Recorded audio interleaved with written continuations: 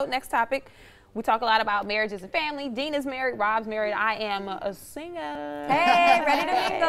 Hey, but weddings are a big talk. It's a big talker. Yeah. Everybody has one. We all love going to weddings. If you don't, I don't know what to tell you. But we're seeing a trend. Weddings are amazing. We're seeing a trend now recently where people are not going for the big weddings anymore, spending a lot of cash. They're eloping. So we have instead of wedding planners and people who specialize in making sure your big day is set down to the T with the bridesmaids and the flowers and whatnot. We have people who are saying, hey, I'll help you elope. I'll make you a little bouquet. I'll make sure we have a nice backyard set up or somewhere that's related to the couple and what they like and their specific wants and the personality around the relationship. And let's just do it with maybe 4 people and get the job done for cheap, maybe $500 bucks. Yeah. So, I mean, I'm all on board with this. I always say when I get married, I'm going to the courthouse. And that's totally different from when I was younger. I used to think I wanted like this big wedding and a bunch of bridesmaids and all of this stuff, but I've become extremely cheap. And I don't want to pay for you to have fun. Well, I don't want to pay for you to have fun. And do you feel, and I ask you this not because I want to, you know, throw out there that you're not yet married, but do you think that as you get older, you start to realize the importance of where your money can go? Because for me, I have a lot of friends that got married right out of college. I have a few friends that recently got married, and the differences in the scope of their wedding has changed because they're realizing, I don't need to spend that much money on a dress. I don't need to spend that much money on a venue. Now I want to have a mortgage that I can afford, and I want to be able to put a down payment on a house or a car. So I think as we kind of get a little older and see where our money can go, you start to realize your priorities shift, and maybe you don't need the big elaborate wedding. I mean, I had 120 people at my wedding. It was fairly big for, you know, some people's standards. I didn't go all out. We didn't spend like the average $35,000. It was well under that. But I do think that, you know, I have 2 sets of friends who they both eloped in Fiji, different times, and they spent the thousands of dollars to go do their honeymoon / elopement at the same time, came back and had a reception, and spent much less money on the reception. It was just kind of a gathering of friends, and for them, that was exactly what worked for them, and all of us totally loved and respected that. Some parents, though, would say, no, I need to see you walk down the aisle. Right. So. Yeah, and that's a tough call because, you know, is the wedding for you or is it for everybody else? Good point. And you know, that's a tough one because that's everybody's own personal choice. I will just say this: I think, and I've been talking about this and thinking about this a lot lately. The pressures on young people. There's a lot of discussion about millennials are this, millennials are that. Folks, millennials have a very tough hand that they've been dealt just by the economy of scale where we are right now. Housing has never been higher. They've got healthcare costs that are absolutely crazy. Education, student loans like you wouldn't believe. So it's difficult even for my generation. I'm in this like weird gap generation to even understand the headwinds that they are facing. So I am absolutely not surprised that if they make the choice that they want to get married, they're looking at the bills that they already have to pay right out of school.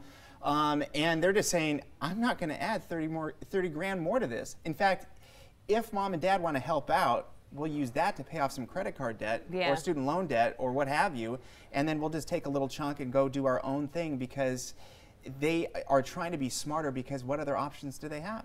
I mean, honestly, sometimes this decision is made for them because life is really tough, even for the kids that are doing well. Some of the, I mean, people working in the Bay Area making a ton of money working for these software companies or what have you, or these startups, they're still penny pinching because to make a whole bunch of money, you have to live in expensive places. So you're going to see kids that are doing really well, and they will still make the choice to elope because there's just not the money to do the big fancy wedding. It's just not there. I want to bring in some of the comments, and you guys can chime in too. Ruben says, hi Ruben, by the way, says, well, with the divorce rate nowadays, of course people aren't paying for big weddings anymore and spending crazy money. Money could go to better use. So yes, I hear you there. I know a few couples who were married about a year and got a divorce, and they were in some cases still paying off their wedding. Oh, wow. And so you get to that point where you are now in a position of, now I have this debt I've accrued with this person who I am now no longer with for a day that no longer means what it did. And that's a very specific story, you know, but in the same breath, I think, yeah, some people think, you know, with what's going on in the world, and divorce is not quite as trivial anymore. I mean, for me, it's not an option, but for many families out there, I understand that's what worked for them. That's that's what you needed to do, and I respect that. But for some people, maybe they think, maybe this is their second wedding and they don't have to spend as much money. They can go elope Yeah. or whatever. Or maybe, and then to carry on with that, let's not even just talk about weddings, engagement rings, because that's becoming a thing where people are kind of pulling back from a little bit, especially with this whole idea, the social media, keeping up with the Joneses. My homegirl had a huge ring. I feel like I gotta have a huge ring, and now my boyfriend knows that she has this, and we're putting the pressure on it, and you're paying off a ring for years, and eventually when you get married, you're both paying off the ring, so you're paying on your own ring. So is it not even just weddings? Is it just the overall event surrounding engagement and courtship and then the marriage as well? Because would you rather spend $20,000 on an engagement ring or get like a cute little band or something and then just use that money for something else? Yeah. You know, one of the little trends, you know, you were talking earlier about groups of friends and your little culture of people you really know. One of the things that my college friends and I ended up doing is we did weddings, right? But we're always cutting corners. My friend got married in Santa Cruz. We just showed up. We just showed up to a beach. There we go. Because then you don't have to get the permit and all the other things. I mean, I'm not going to say which friend. I'm not going to say which beach. I'm not advocating this because this was not my wedding. This was somebody that I know. But the bottom line is that they said, we want to get married at the beach. So we did it and we were out of there. Yeah. Leave no trace. It was fine. But you know what? That worked for them. They were trying to save some money. They wanted to do a wedding, but they were facing the same sort of financial things that we were all dealing with. And that's the way that they did it. My wife and I got married in Montana. We did it out in the field. And then we had a party in a barn.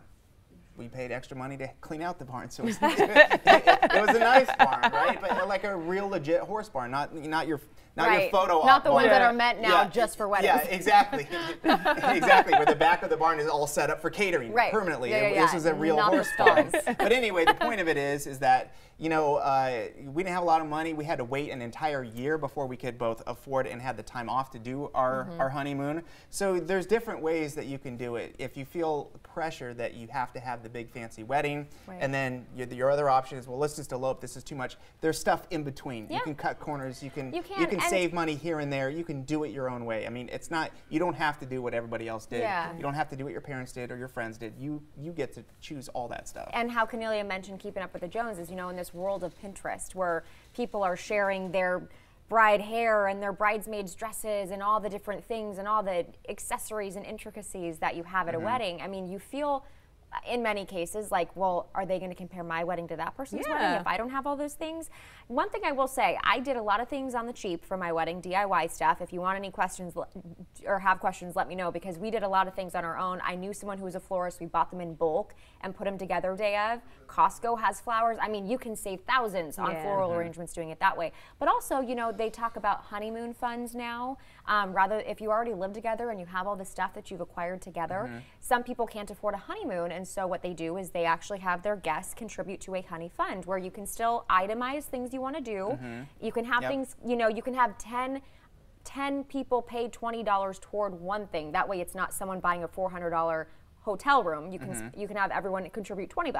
And in that case, some people find it tacky. That's what we did, and we were able to go on our honeymoon because of it. So there are ways now with technology that you can kind of cut corners when you're trying to have still a memorable big day. But I think it is changing for a lot of people. This is the question that I have. Who's supposed to pay for it? Because you remember old school rules say the bride's family pays for the wedding. Hey, I'm marrying you, but your mom and dad have to kick out the cash. Right. Is that even a thing now?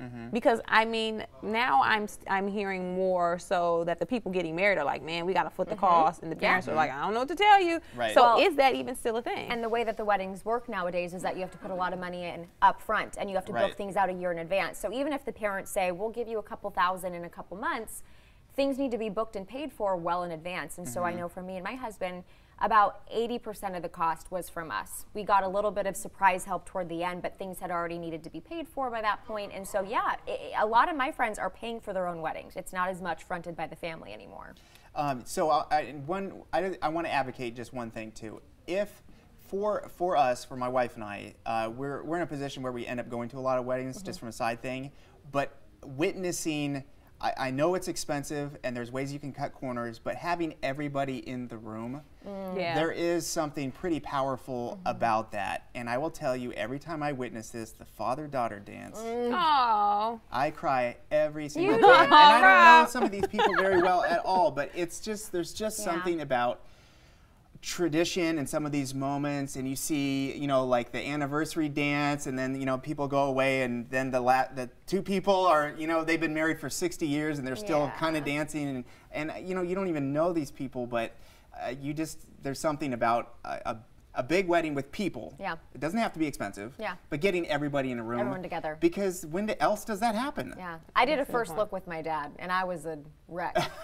Some people do first looks with their grooms, you know, the bride and groom, but for me, I'm my dad's only child, and so I have, you know, half brothers and sisters who he considers his kids, but I'm the youngest in the family, and he was a wreck. As was I. Oh, Dana. I mean, it's cool. It's definitely very cool, very emotional. I mean, there's just nothing quite like a big wedding. Again, it doesn't have to be expensive, but getting everyone in the room is a powerful thing. Yeah. And if you want it to be expensive, that's your thing. Hey, you know, if you got the money to kick it out, or if you just always wanted a big wedding, have it. Do it. Invite me, because I love weddings. Yeah. And make sure the cake is delicious, yeah, because I will be having 4 There pieces. we go. Anise, yes, eloping definitely has my vote. Spend the money on reception. Real quickly, Glenn says, Ruben had his hater app date on Saturday, and he's ready to give us the report. Okay. So should we get that now? What's the backstory? I don't know. I don't know. Ruben and Glenn, love these two viewers. You guys have just kind of been chit-chatting back and forth in comments, and we met them here on Extra Shot. We were talking about the hater app as one of our topics a couple weeks ago, and Ruben said, "What is the hater app?" It's where if you hate things in common. So like I hate the Lakers. Okay. So we can bond over our hate for the Lakers. Okay, got it. Yep. So you're meeting people connected by the things you hate. Correct. Got it. Yes. So Glenn said, Ruben, go on a date from the hater app. Get the app, then go on the date. Ooh. So apparently he went on the date. Ooh. Now hang on. So Give Ruben, us the tea. Ruben, we need all the details. Give us the tea. He just put some laughing faces out there, but I need Ruben to divulge. So we'll go to the next topic.